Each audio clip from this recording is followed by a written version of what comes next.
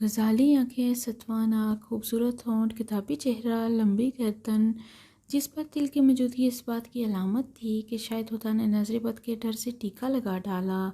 नाजुक अंदाम और सरोगत ये किसी शायर का ख्वाब नहीं बल्कि जीती जागती सोमिया थी, इंतहाई ज़हीन और ज़िंदगी से भरपूर।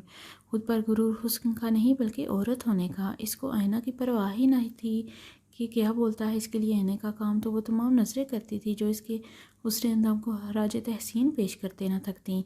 इन सब बातों से बेपरवाह वो औरत होने के गुरूर में ज़िंदगी बताई जा रही थी, जिसके नज़दीक मर्द का वजूद एक पत्थर से कम न था, जिसको वो जब चाहे ठोकर मार के अपने रास्ते से हटा सकती थी।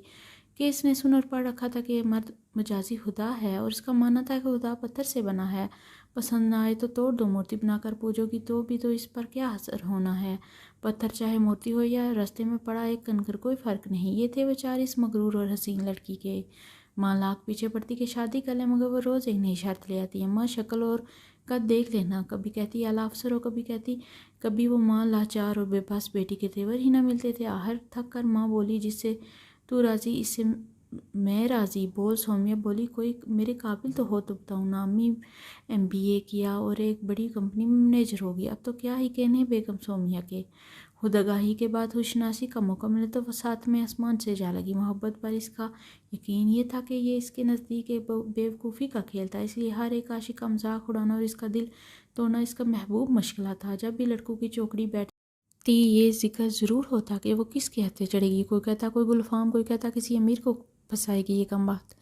हमारे तो हाथ ना आई, जबकि बहुत से तो इसके साथ रात गुजारने की शर्त भी जीत चुके थे। इसे मालूम ही ना था कि वो कितनों की दाश्ता मशहूर है। ये होता है हुस्न होने का, हसीन होने का जुर्म और मर्द की जहनीत। एक दिन वो यूं ही वक्त गुजारी को इंटरनेट पर बैठी थी कि इसको एक मैसेज आया। इसने बात शुरू कर दी। बंदा अनदेखा था, मगर जहानत सोमिया की कमज़ोरी थी। दूसरा वो शख्स इसके हुस्न से बेआशना। बात शुरू भी ना हुई कि सोमिया ख़त्म हो गई। कुछ दिन तो यूं ही सिलसिला चलता रहा। वागुजारी होती रही। फिर सोमिया को नदीम की आदत सी होने लगी। एक रात सो रही थी, घबरा कर उठ बैठी। इसको लगा वो किसी अफरीत की जकड़ में है। पानी पिया और मुकम्मल जागी वो जगड़ी जा चुकी थी। मुकम्मल तौर पर। कहते हैं मोहब्बत का मजाक मत उड़ाओ, ये तुमको मजाक बना देती है। ये इतनी हसीन देवी है कि जान का नजराना भी वादा तो कभी तुम्हारी बर्बाद नहीं होती। मोहब्बत ना होती तो आज मंसूर भी ना होता। इसको भी तो मोहब्बत की सूली पर चढ़ाया था ना, क्या खुद ख़त्म हुई। आज भी तो वही शान है इसकी। किसी ने मोहब्बत पर उंगली ना उठाई। कभी बदनाम हुआ, बर्बाद हुआ, बेकार हुआ तो सिर्फ इंसान। मोहब्बत की शान में तो सिर्फ कसीदे लिखे गए। यूँ क्यों ना हो जो खुदाई सिफ्त है, जो इंसानों में फूंक मारने वाले रहमान का वस्फ है। जब इंसान में रूह फूंकी जाती है तो इसमें बारी ताला को इतनी मोहब्बत होती है कि ना चाहते हुए भी वो जालिम से जालिम इंसान में सरायत कर जाती है। फिर औरत का तो मकाम ही अलग है। वो तो हाल की तहलीकात में से वो वाहिद महलूक है जो हल्क करती है। ये हल्क करने का अमल औरत के लिए वसाल से लेकर जन्म देने तक का कितना तकलीफ दा है कोई नहीं जानता। लेकिन ये औरत ही है जो दोबारा अपना खून पिलाने पर आमादा हो जाती है, दोबारा जन्म देने को तैयार रहती है। अगर कोख सूखी हो तो क्या औरत की ममता मर जाती है? तो बस इसके अंदर का खून है जो तहलीक का काम करता है, मज़ीद जोश मारता है।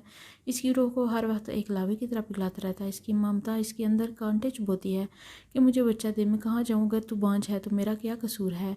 मुझे तो तेरे वजूद के साथ ही भूखा गया था। सोमिया मोहब्बत में गिरफ्तार हो चुकी थी, सर से पाँव तक। वो घबरा गई क्योंकि अब वो कैद थी नदीम की मोहब्बत के पिंजरे में। ये वो शख्स था जिसको इसने देखा ना था ना सुना था, वो सिर्फ था, और वो भी चुभती हुई। वो कोई कामयाब इंसान ना था। BA के बाद एक दुकान पर सेल्समैन का काम करता था। सारा हफ्ता पैसा जमा करता, किसी तरह सोमिया से फ़ोन पर बात कर सके। वो भी इसके फ़ोन का इंतज़ार में रहती।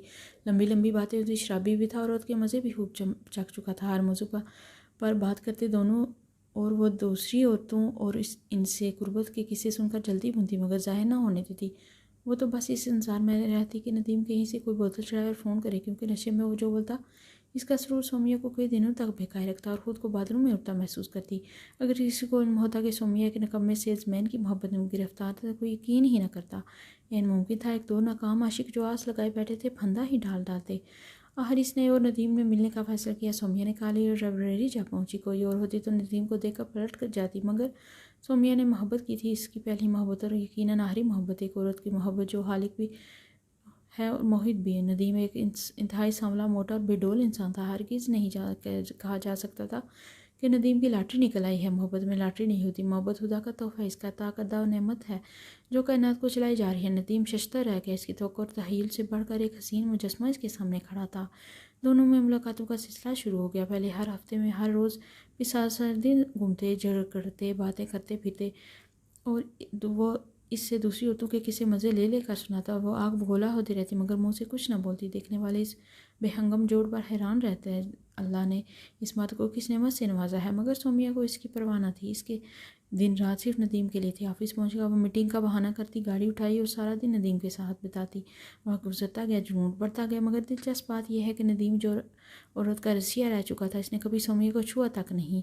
अगर कभी करीब आता तो वो इससे पीछे निकल देती और खामोश हो जाता। मोहब्बत में जिस्म अमर है मगर इसके बगैर मोहब्बत की तकमील इसकी खुदाई दर्जा देती है। बंदे इसके रब का रिश्ता बाकी इसलिए रखता है कि इसमें कल्ब रूह का अमल है। सोमिया जो नाक पर मक्खी न बैठने देती थी, जिसकी उड़ान देखकर इसकी माँ परेशान रहती थी, इसने एक दिन नदीम से शादी का तकाजा काट डाला। नदीम शश्तर रह गया। वो नकारा नाकाम इंसान इस बात से बखूबी वाकिफ था कि वो कभी भी सोमिया की वो मादी खुशियाँ नहीं दे पाएगा जिसकी वो इसे इख्तियार समझता है।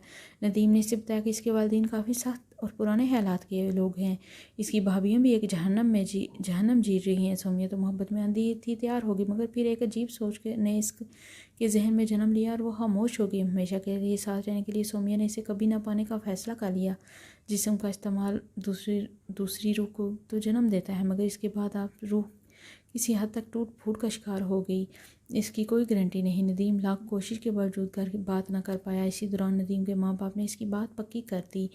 सोमिया को इल्म हुआ तो इसने सिर्फ एक बात कही, जब भी जहाँ भी शादी करोगे मुझे इस लम्हे, इस वक्त और इस दिन की खबर ना हो।